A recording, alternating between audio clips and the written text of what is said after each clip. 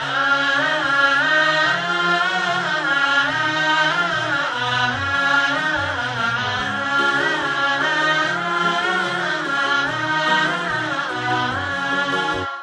alaikum wa rahmatullahi wa barakatuh.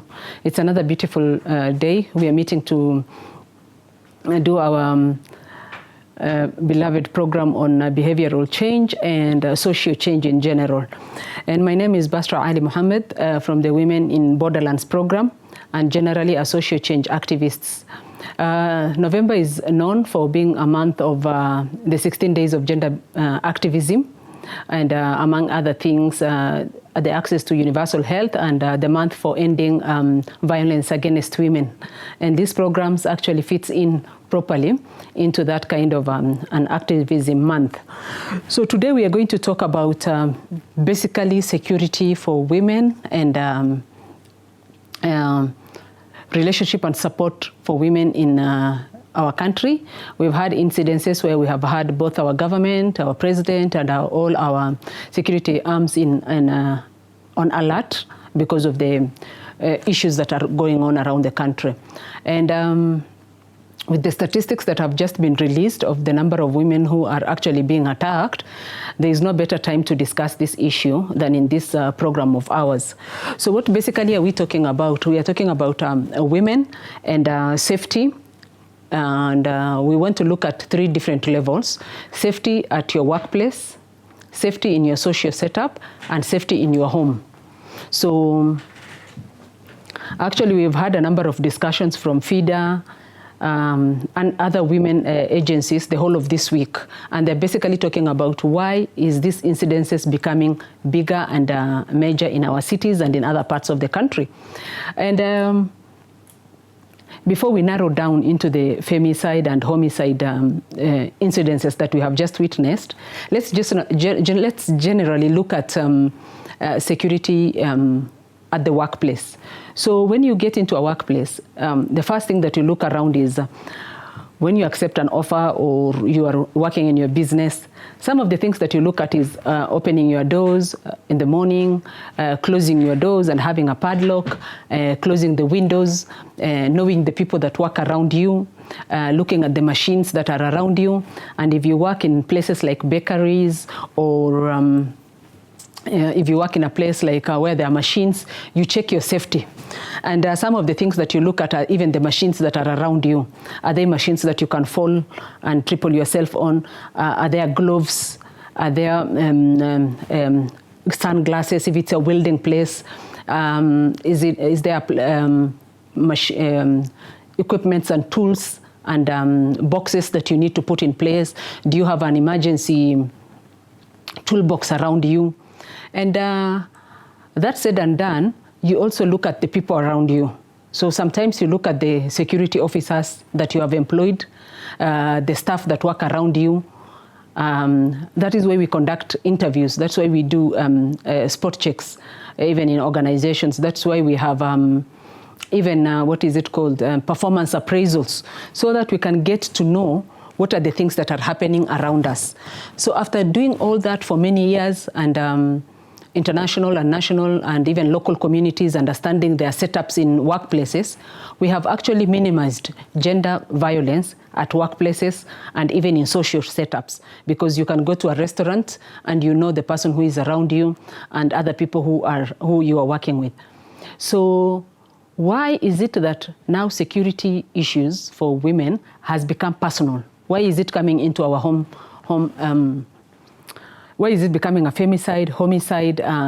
Why are the incidences of the close relationships becoming more of a security threat than even security outside? Because as international community, as UN agencies, as global partners, people are concentrating on work security forces, work environments. People have been looking at child labor force and other forms of violence. But now it seems like specifically for this country of ours, and I think even our president acknowledged that there is an issue about gender violence. Why is it that we are becoming more unsafe in our own home environment? And that is our point of discussion today, because we are saying incidences of violence and attacks, if they happen at the home area, and we talk about women, those women are not an isolation.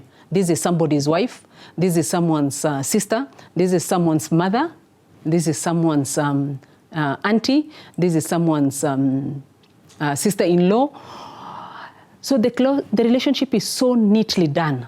So if an injustice happens to one person, it means everybody else around that environment is not safe.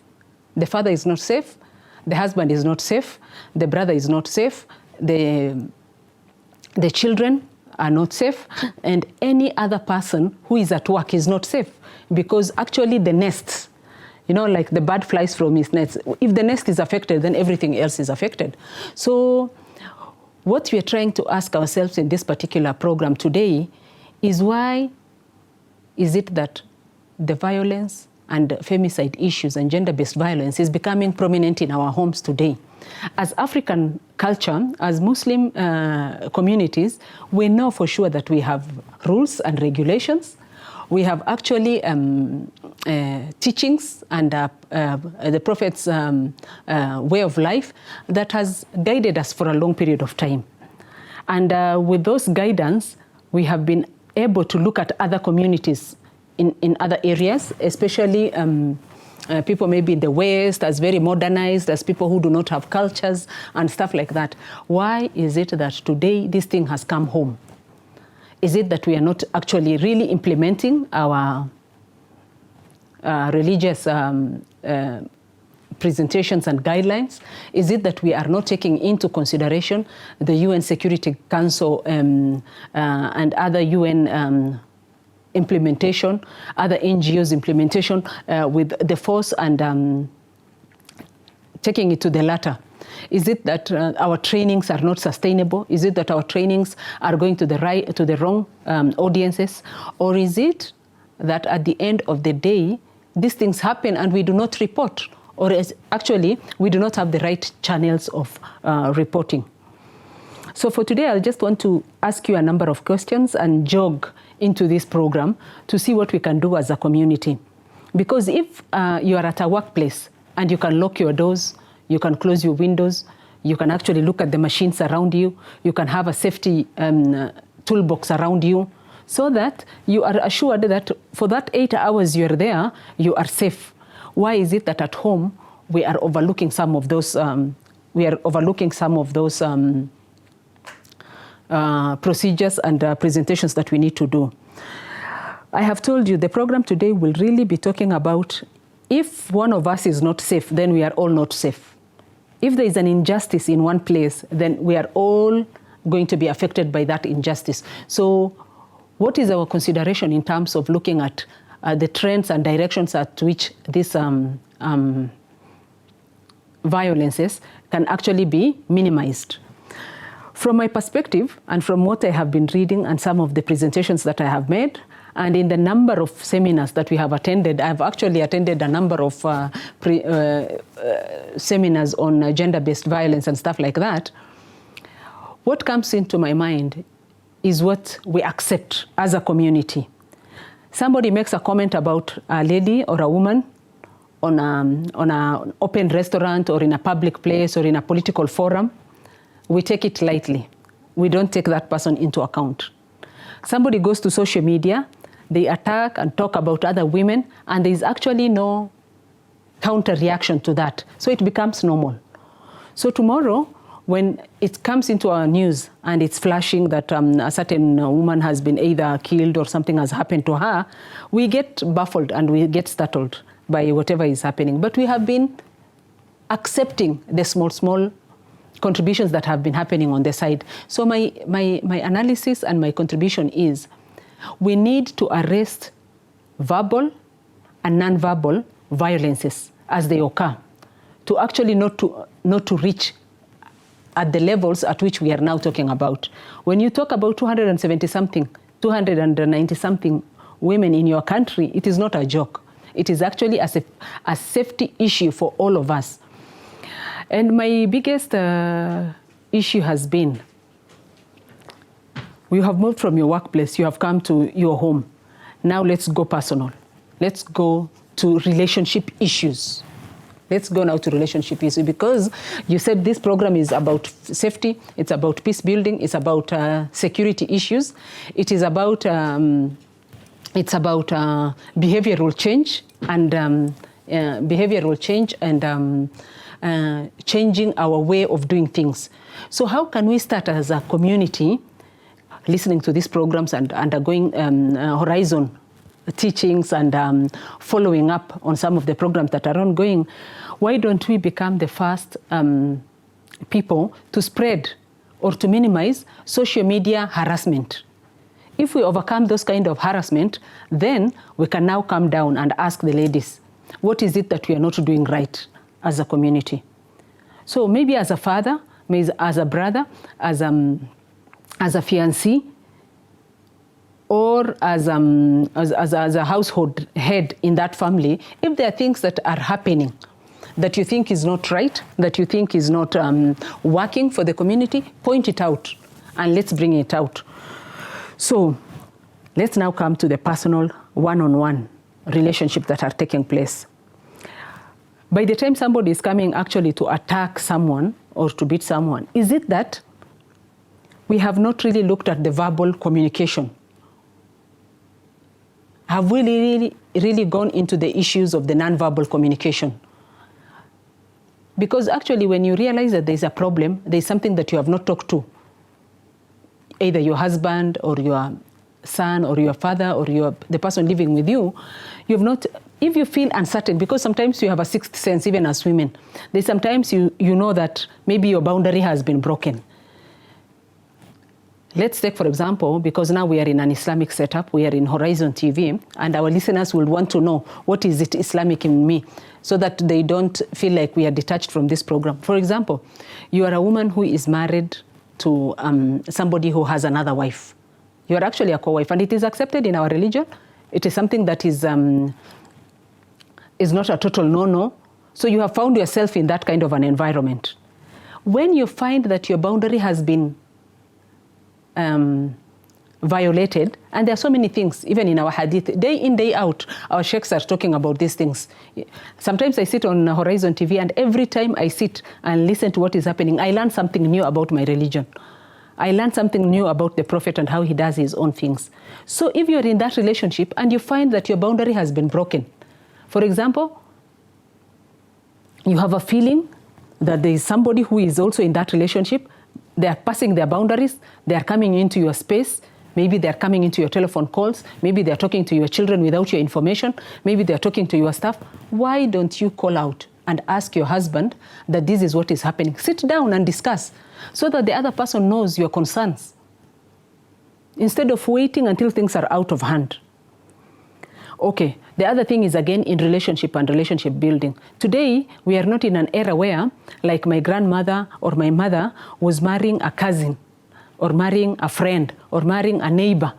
That is our sunnah. It is the way the Prophet wanted it. But sometimes we are in a world where there's a lot of things that are changing. We are going to school with different types of people from different communities. We are going to school with different people. If you are marrying somebody from another community and there are things that you don't like, why don't you sit down and discuss?